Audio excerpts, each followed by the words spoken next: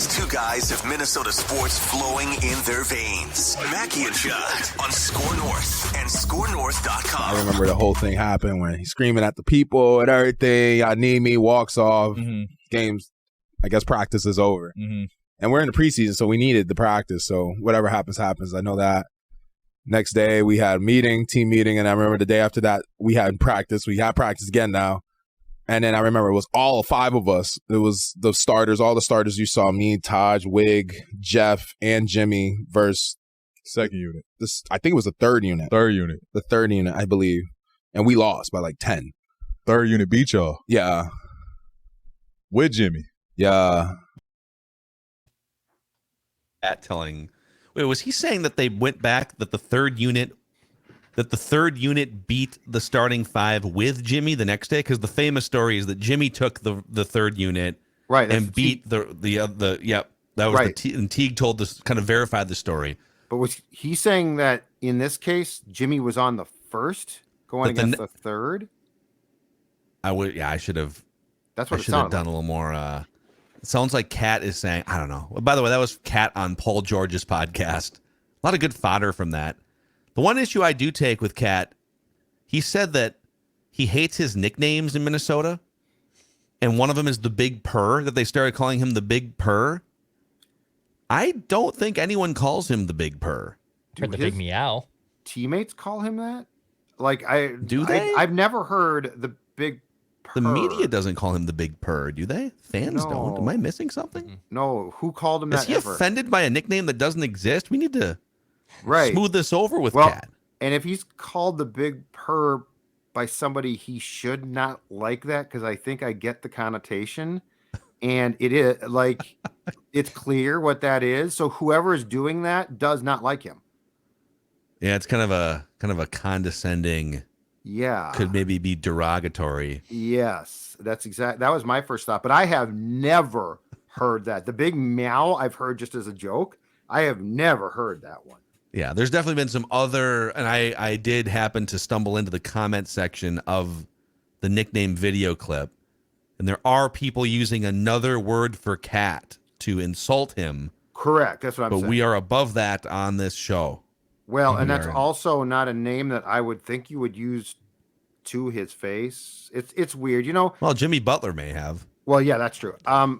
It's weird. Sometimes I feel that Cat, much like the topic that you brought up on Tuesday's show, D'Lo, I feel like they live in this alternate world that doesn't exist, and so they say things, and you're like, "What are you even talking about?" Yeah, we'll get to we'll do a little. We're gonna do a few different Wolves things here. And we will get to a D'Lo follow-up. And Declan has a random Minnesota athlete of the week for us. Nice. A new weekly staple on Minnesota Sports with Mackey and Judd. Nice. But the other day, last Thursday, Kyle Tigey and I fired up our first post-season, sort of off-season Flagrant Howls episode, and we were going through just the preliminary sort of what's your gut feeling, your emotional and gut feeling now that the season's over. What do you think about Cat? What do you think about Gobert? What do you think about, and then we landed on the Jaden McDaniels conversation, and oh man, that dude's gonna get paid. Doogie had Bobby Marks, I think it was, on his Scoops podcast last week, and we're talking about $20 to $25 million a year on like a 4 or 5 year contract. So Jaden McDaniels is going to get a lot of money. Mm-hmm. I love Jaden McDaniels as a player, and I've been trying to think about, God, what could his upside be? Who does he remind me of? Are there any other comps? Like with Anthony Edwards, you can kind of look historically the last 15 or 20 years, and who does he remind you of? There's a lot of Dwayne Wade in there, right? Boy, he can get to the rim whenever he wants to. He's got that pull-up game. He can lock in on defense. You can look at like Naz Reid reminds you of some Energizer Bunny big men who can shoot some threes. But who does Jaden McDaniels remind me of? And we were kind of doing this out loud on the podcast last Thursday, and it hit me like a bolt of lightning. And I want to go through an exercise with you guys here real quick. I did ask Judd, I said, could you pull up a browser on your computer? And you said you're unable to do that because then you'd be moving away from the video screen with us here. Yeah, right? I couldn't see myself. I don't want to cause any chaos. I mean, I've got my phone here, but I think Declan is the far more age appropriate guy to really handle both things, right, Declan? Yeah, and I think this will be an easy tee up and not like a random thing that I have to pull up from other contributors on this I was show trying to that allude to get that. asked Could about. you look this up for me, Declan? It is one of the better YouTube bits in the comments. Let's see how annoyed Declan gets when Doogie or Royce asks him to look something up. So here's what I want you to do. I want you to go to Jaden McDaniel's basketball reference page, and I want you to scroll down to the per game section. So the first section there's like the last 5 games, and then there's, I think the per game section is the second one there. I see that. Yep. All right, are you there? Mm-hmm. Okay, go to his 3rd season. Mm-hmm. You can just even like put your mouse over it and highlight it. Yep. So I want to do a comparison here of Jaden McDaniels versus player A. Just a little exercise with you guys. So tell me, I'm going to ask you some questions about his 3rd season, and then I'll answer. You answer, and then I'll answer with player A also. And Judd, you can kind of keep mental tally of, are these players similar? Steel trap. Okay.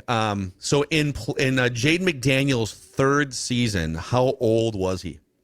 22 years old. Okay. Player A was also 22 years old. Crazy.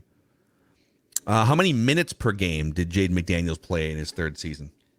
30.6. Okay. And we can round, I guess. Just round up or down to the nearest whole number. So 30 or 31. Yeah. 29. My guy played 29. Pretty close. Okay, how many let's go field goal percentage. 52%. Ooh, 52% for my guy. Crazy. What about 3-point percentage? 40%. 38%. That was pretty good. Pretty close. How about 2-point percentage? 59%. Ooh, 58% for my guy. Are you sure you're not? Are you sure you're on Jaden McDaniel's page? We're not looking at the same. Jaden McDaniels. Yep. And then my rounding. I mean, the rounding could be a thing here with the math. It took me 3 tries to do just to get. If it's get 5 or up, right. you got to go up. Yeah. Okay. What about free throw percentage for your Jaden McDaniels year 3? 74%. Okay. 80%. So my guy's a little bit better free throw shooter, but pretty close. Mm-hmm. Pretty close. How about rebounds per game? 4. Okay, my guy's at 6, so a little bit better rebounder, but not a whole lot difference. What about assists? Assists 2.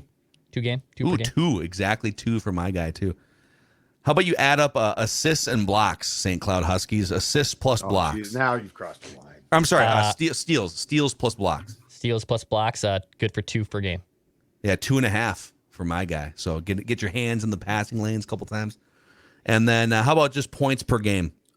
12. 12.8. Well, 12.5. Okay. Oh, your guy kicks ass then. Dude, so pretty much the same guy. Year 3, 22 years old. Pretty much the same guy. Oh, and just real quick, what your guy was a 1st-round pick, Jaden McDaniels, and what pick was he? He was the 28th pick in the 2020 draft. Okay, my guy was the 15th pick, but not a lottery pick. So neither our guys were 1st-round picks, but not lottery picks. All right. Judd, do you care to guess who player A is? 15. I would say both guys are also not the most demonstrative, pretty quiet, like quiet assassin type players on the court. My guy is still in the NBA. I have a guess. If I can guess. Sure. Yeah, go ahead. Is it Kawhi Leonard? Wow.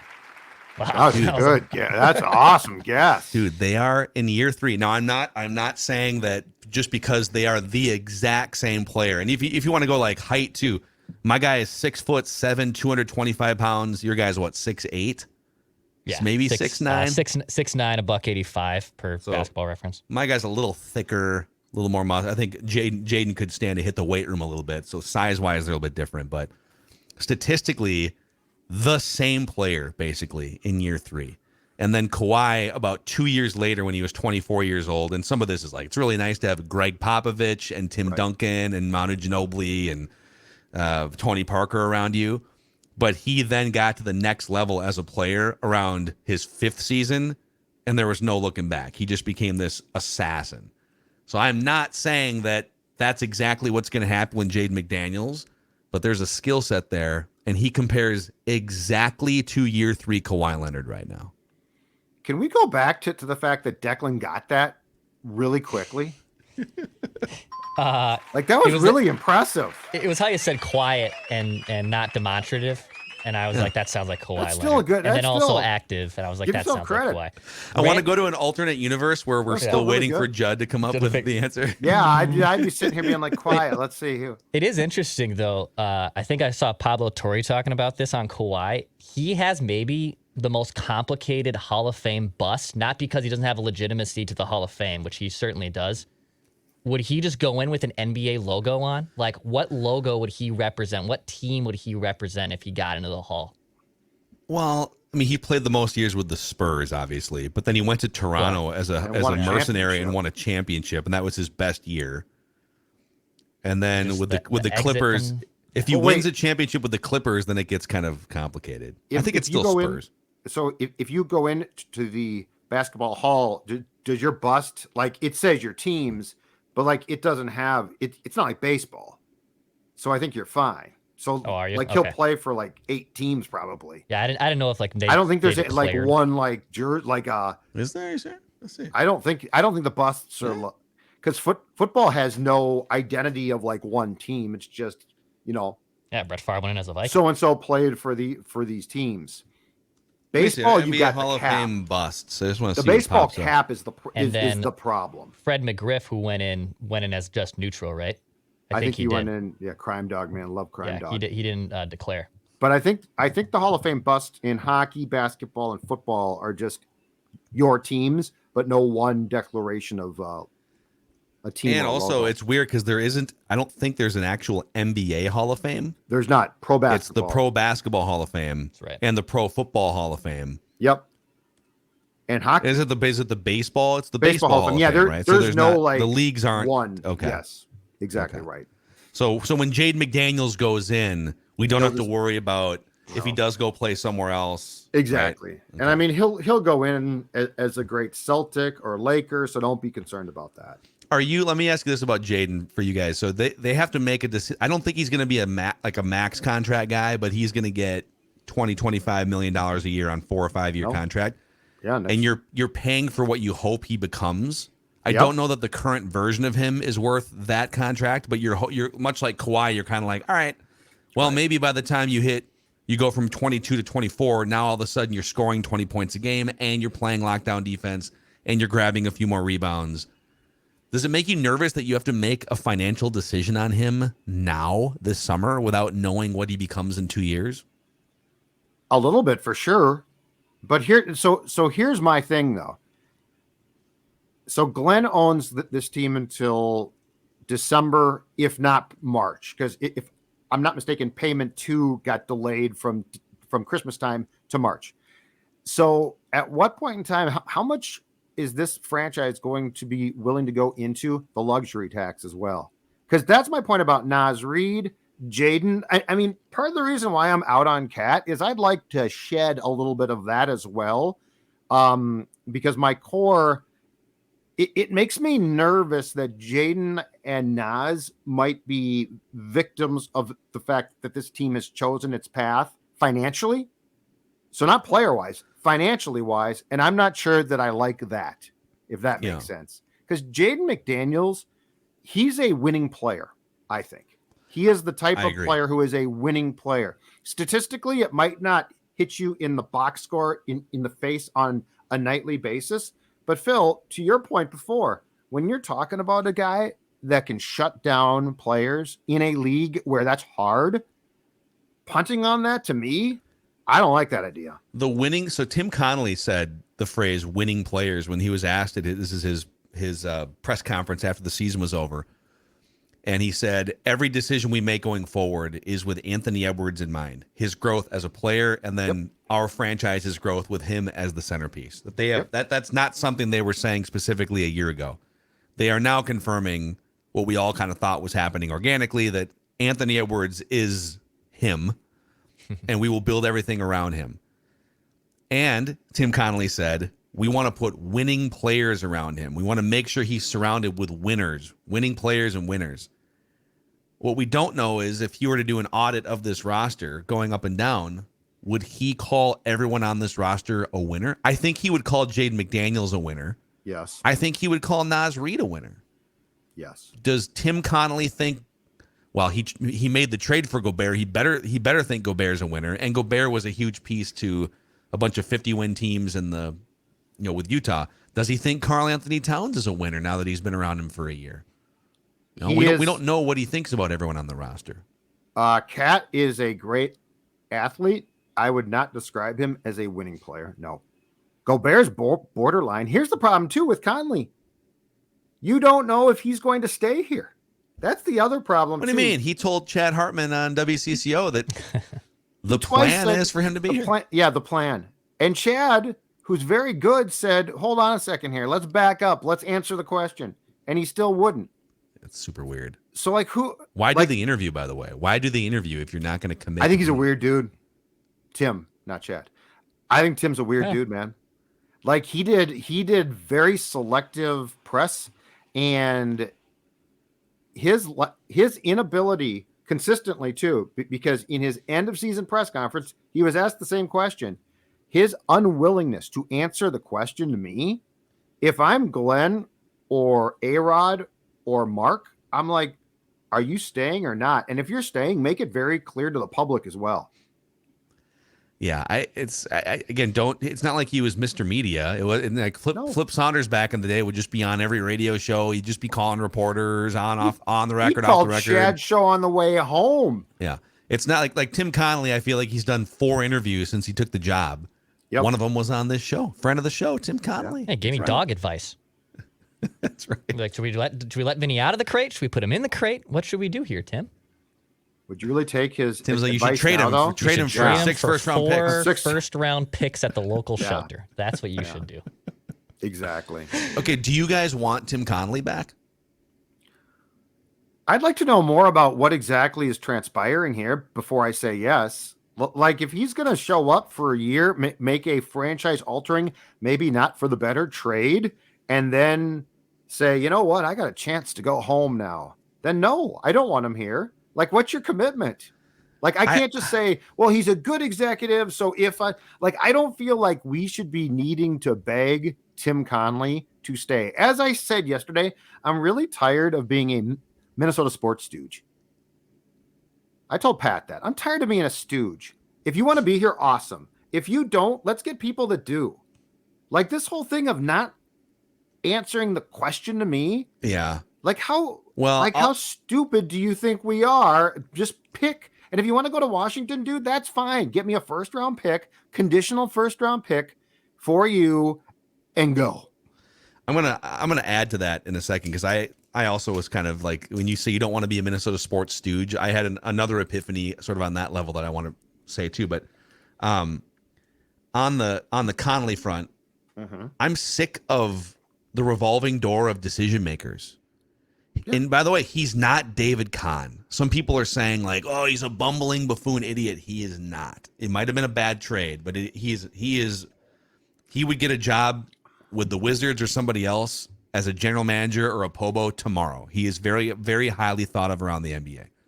He may have made a bad trade. I mean, hell, the 49ers front office traded a bunch of first-round picks for Trey Lance. Doesn't make John Lynch an idiot, right? It makes him wrong. It makes him, he went out on a limb and he was too aggressive, and he might have been wrong about it. Tim Connelly followed up with, I think, a really good trade, saying goodbye to D'Angelo Russell, who was basically a rental player by the end. They weren't going to re-sign him, for Mike Conley, for Nickeil Alexander-Walker.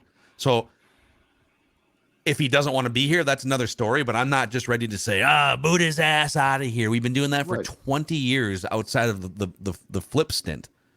So I'd like to just see some stability. Now, I'd like to see a big trade. I don't think you can just run the whole thing back, but I don't think you can just nuke everything sky high either. That's what this franchise keeps doing time after time after time. Tom Thibodeau is the savior. No, he's not.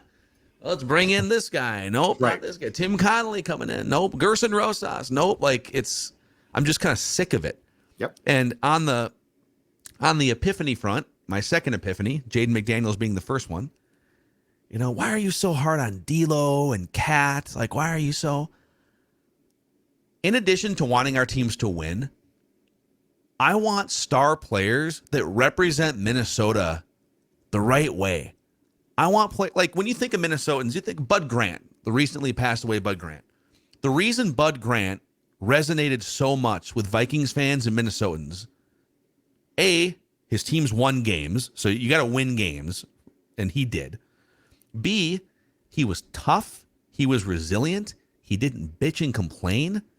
He weathered the storm, literally living in Minnesota and, figuratively throughout NFL seasons. You just there's a certain personality that really works well in Minnesota. It's the put your head down, grind, don't complain. You're sort of hardened, not soft, right? Mm-hmm. And that's why I think D'Lo and Cat have driven me so crazy throughout the last few years, is that they just seem like the opposite of what I want my Minnesota sports star to be. And they're not winning games. I can live with it. Oh, they're winning a bunch of games, but those guys are a little soft. They tend to whine a lot, but at least they won 50 games. So that Kirby Puckett, he had some flaws, but Kirby Puckett was just a put your head down. He's a winning player. Grind, winning player, tough, play every day. Yep. Hop on my back, boys. I'm going to carry us today type of an attitude, right? I grew up with that. And my epiphany is, I'm with you. If you don't want to be here, cool. I'm not going to beg you. And if you're not going to put your head down and grind and be tough, and that's why I kick myself for my Jimmy Butler takes 5 years ago.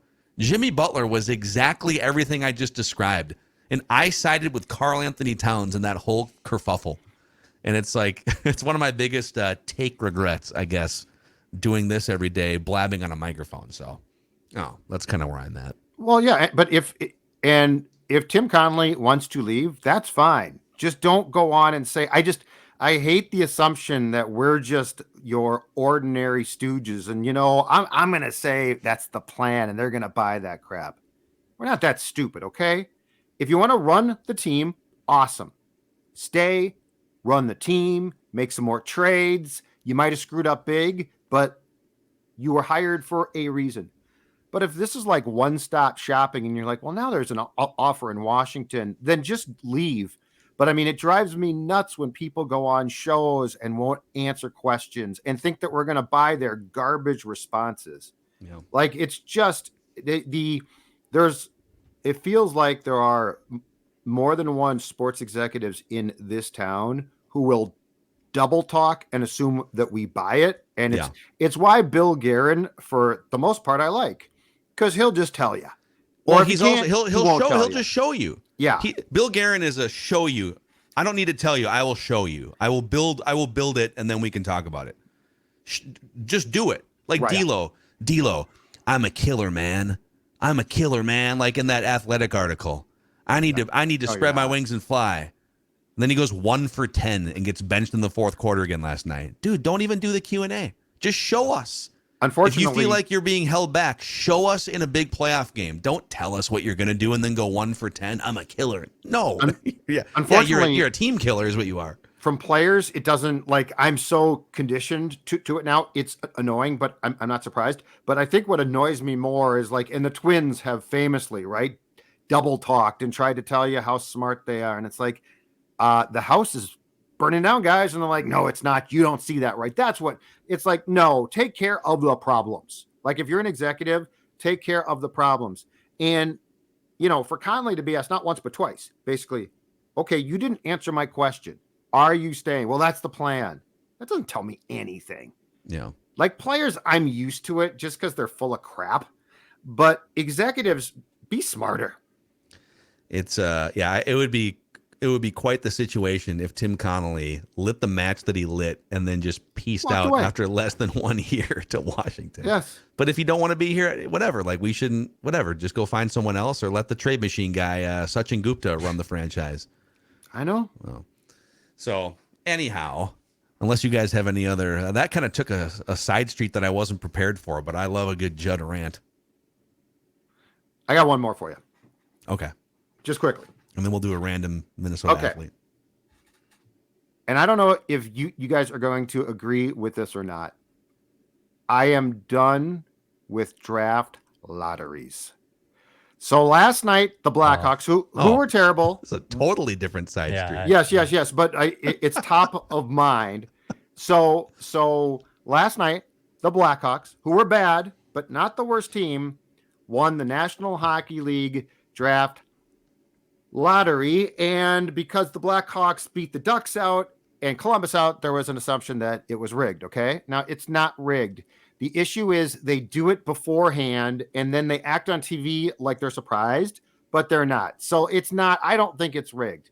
But that being said, just quickly, can we go back to just rewarding the worst team with the top pick?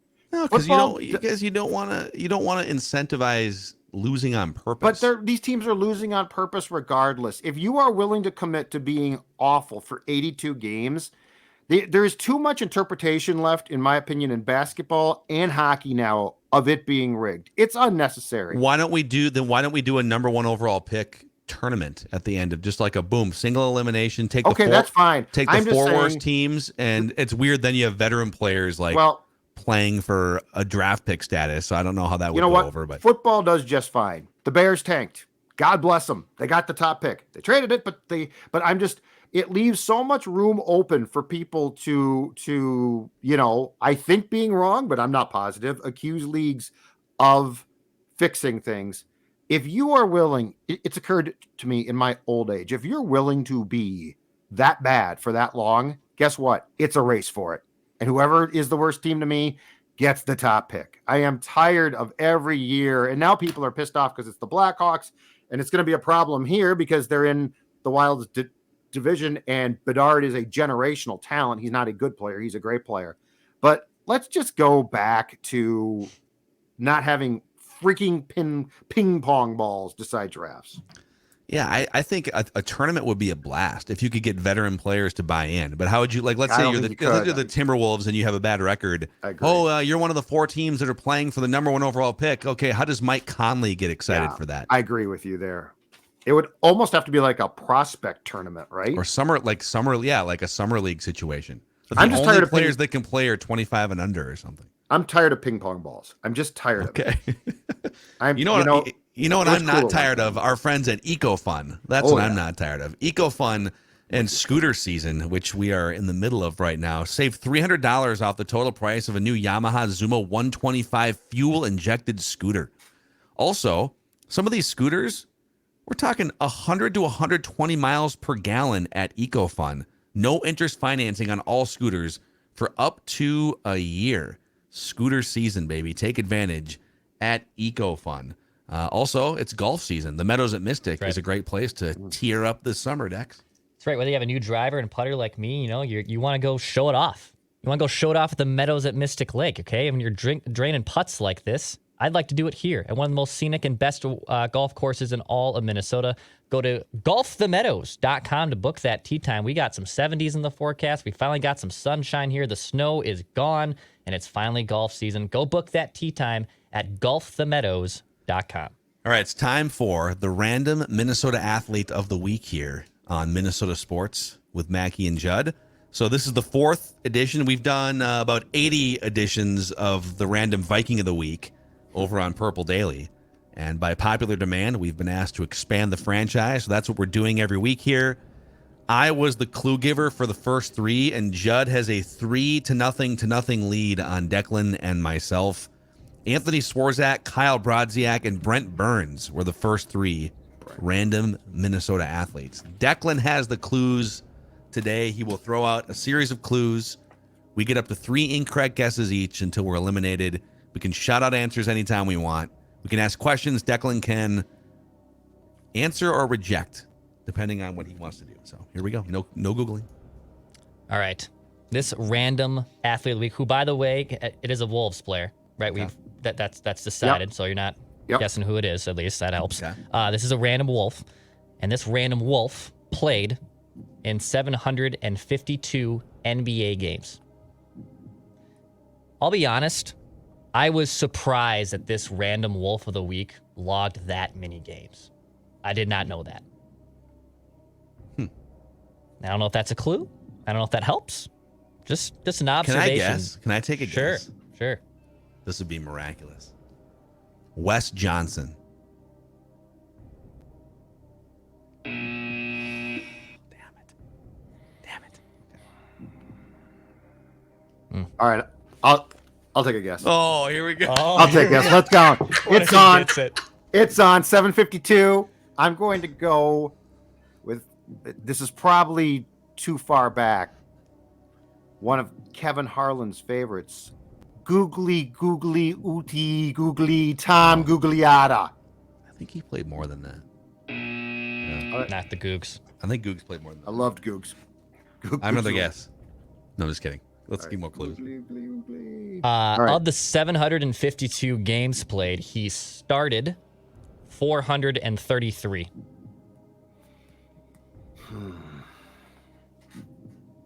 Okay. This random Wolf of the Week was just inducted into his College Athletics Hall of Fame this last fall. Interesting. Indeed. Okay. This random Wolf of the Week, I said the games played total. With the Wolves, he played in 191 games. And so it's not Kevin Garnett.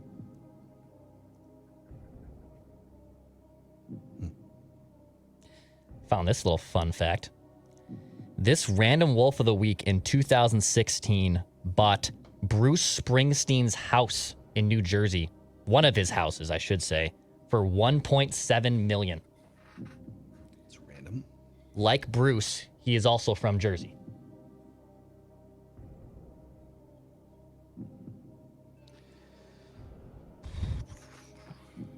Mm. 4-acre property. Big place. It's Springsteen. What do you Yeah, expect? Yeah. He owns Jersey, basically. In Jersey, huh? So he's from Jersey? Mm-hmm. Okay. You doing it? You doing it? Oh, man. Macadac? I'm going to do it. Macadac. I'm going to do it.